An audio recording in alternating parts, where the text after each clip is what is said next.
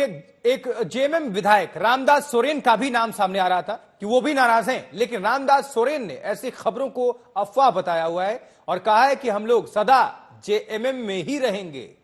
ये उनका स्टेटमेंट है। जेएमएम छोड़ने की खबरों पर एमएलए रामदास सोरेन का बयान सामने आया है, सुनिए आप। हम लोग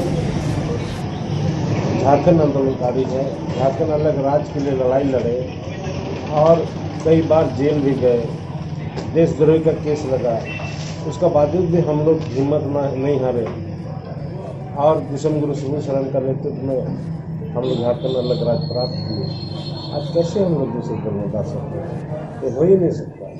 अब जो भी है हम लोग झारखंड अलग राज्य बनाए हैं, विषम गुरु शिबू सोरेन हम लोग का नेता है। अभी राज्य का मुख्यमंत्री हेमंत सोरेन जी, हम लोग इसी दल में गुरु जी का नेतृत्व में, हेमंत सोरेन का नेतृत्व में हम लोग झारखंड मुक्ति मोर्चा में जब तक रहेंगे हम लोग तब तक हम लोग झारखंड मुक्ति मोर्चा में रहेंगे। दो सहयोगी हमारे साथ जुड़ रहे हैं, राहुल गौतम दिल्ली से और सत्यजीत इस वक्त झारखंड की राजधानी रांची से जुड़ रहे हैं। राहुल, पहले आपका रुख कर लेते हैं। दिल्ली में आपकी मौजूदगी है, चंपई सोरेन भी यहीं पर हैं, लेकिन सभी लोग तो खबरों को नकार रहे हैं। सब कह रहे हैं कि हम सदा के लिए जेएमएम से बंधे हुए हैं। तो फिर यह खबर कैसे आई सामने कि चंपई सोरेन भारतीय जनता पार्टी का दामन थामने जा रहे हैं? देखिए आशुतोष, ये दस्तूर है राजनीति का, जब तक चीजें तय नहीं हो जाएंगी तब तक कोई आधिकारिक तौर पर इस पर बात नहीं करेगा। मेरे साथ मौजूद हैं झारखंड कांग्रेस के अध्यक्ष केशव महतो कमलेश जी। ये कल रात को पहुंचे और आज सुबह सुबह चंपई सोरेन दिल्ली आ गए। आप इस पूरे घटनाक्रम को कैसे देखते हैं, जो पूरी कयास चल रहे हैं कि चंपई सोरेन अब बीजेपी का दामन थाम सकते हैं और नाराज हैं वो कि उनको हटाया गया सीएम के पद से?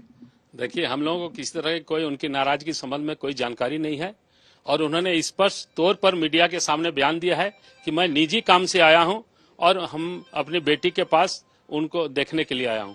7 बार के वो विधायक हैं, मुख्यमंत्री रहे वो, उसके बाद उनको हटाया गया। उसके बाद उन्होंने उनके जो सहयोगी हैं, उन्होंने जो सपोर्टर्स, उन्होंने कहा कि वो हाशिए पर चले गए हैं और अगला जो विधानसभा चुनाव है वो बीजेपी के साथ में लड़ सकते हैं। आपके जो विधायक हैं वो आपके साथ इंटैक्ट है, उनको कहा जा रहा है उनको शायद भी विधायक दिल्ली आ सकते हैं। हम लोगों के सभी विधायक इंटैक्ट हैं और उनको हटाया नहीं गया है, बल्कि माननीय हेमंत सोरेन जी जब जेल गए तो उनको मुख्यमंत्री के पद पर बैठाया गया, उनको एक सम्मान दिया गया और आपसी ये पार्टी का जेएमएम का अंदरूनी मामला है और उसने उनको पुनः जब ये हेमंत सोरेन जी बने तो उनको अपने कैबिनेट में प्रमुखता से रखा और वो सारा काम सरकार के और झारखंड के लोगों के हित में काम कर रहे हैं।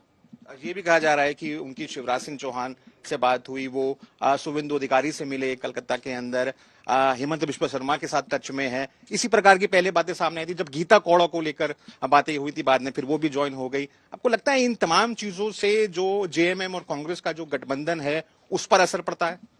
देखिए, ये सारी अफवाहें हैं, हम लोगों को इस संबंध में कोई जानकारी नहीं है कि ये कहाँ मिले, किनसे मिले। ये उन्होंने साफ तौर पर कह दिया कि मैं निजी काम से दिल्ली आया हूं, इसलिए उनके बातों पर पूरी ये सबों को विश्वास है और किसी तरह का उसमें अफवाह की कोई बातें नहीं है।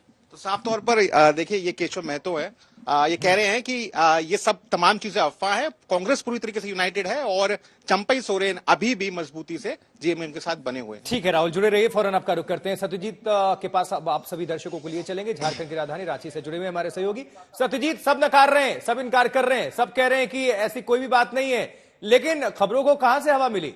कुछ तो वजह होगी। मेल मुलाकात तो हम देख ही पा रहे हैं, शुभेंदु अधिकारी से मुलाकात की खबर है, शिवराज सिंह चौहान हो या फिर असम के मुख्यमंत्री हेमंत बिश्वा शर्मा हो, सबसे टच में बताए जा रहे हैं। तो अभी आपके सूत्र क्या कह रहे हैं झारखंड में?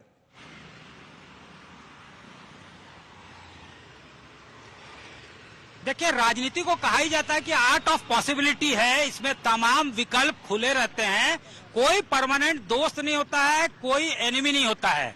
अब जब अगर हम सीता सोरेन की बात कर ले, वो तो सोरेन परिवार की बड़ी बहू थी, कौन एक्सपेक्ट कर रहा था कि वो चली जाएगी बीजेपी में।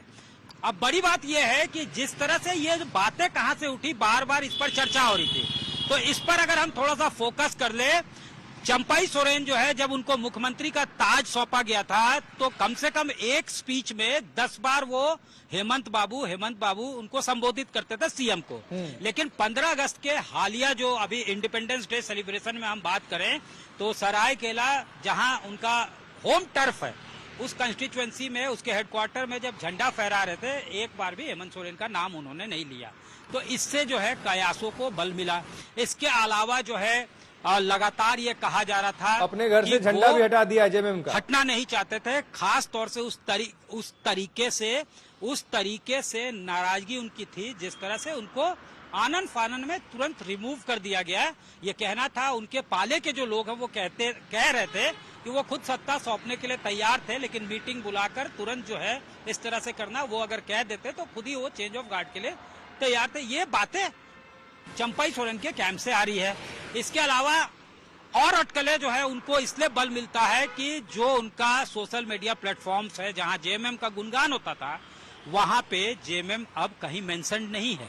उनका जो अगर सोशल मीडिया एफबी की बात कर ले, फेसबुक की बात कर ले, या फिर अलग अलग चीजों की बात कर ले, उनके घरों में जो है उनके एंसेस्ट्रल घर में झंडा लगा होता था, वो नहीं दिख रहा है। तो ये तमाम चीजें जो है कयासों को बल देता है। ठीक है हालांकि सत्यजीत। जैसा हमने कहा कि तमाम विकल्प खुले रहते हैं, पॉसिबिलिटीज हो सकती है, प्रेशर टैक्टिक्स हो सकता है, प्रेशर माउंट करने की बात हो सकती है। जेएमएम के जो सूत्र हैं, जो हाईली प्लेस्ड सूत्र हैं, वो ये भी कह रहे हैं कि वो 2 टिकट चाहते हैं विधानसभा चुनाव में। जेएमएम की 2 सीटों से जो है चुनाव लड़वाना चाहते हैं। चलिए, अपना राजनीति है, यहाँ कुछ भी संभव है निश्चित तौर पर। सत्यजीत, बहुत बहुत शुक्रिया आपका इस पूरी खबर पर जानकारी पहुंचाने के लिए। नजर बनाकर रखिएगा, दोबारा वापस आएंगे आपके पास।